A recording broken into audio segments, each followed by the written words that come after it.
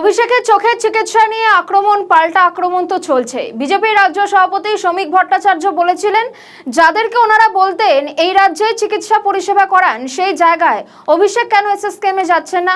অন্যদিকে নব্য তৃণমূলের বিধায়ক অভিষেককে প্রচ্ছন্ন হুঁশিয়ারি দিয়েছেন মদন মিত্র। কি বলেছেন শোনাবো।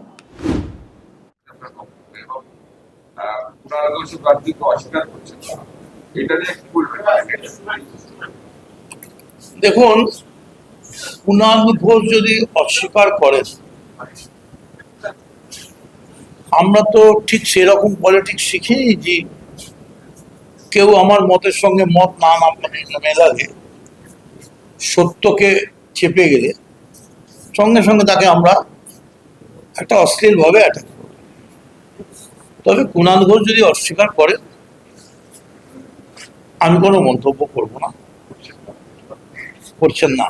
রাইট, এই কারণেই করছেন না কারণ উনি জানেন যে আমরা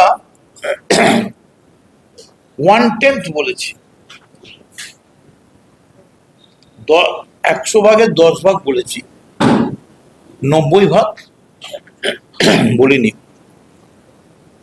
যে জায়গাটা আমার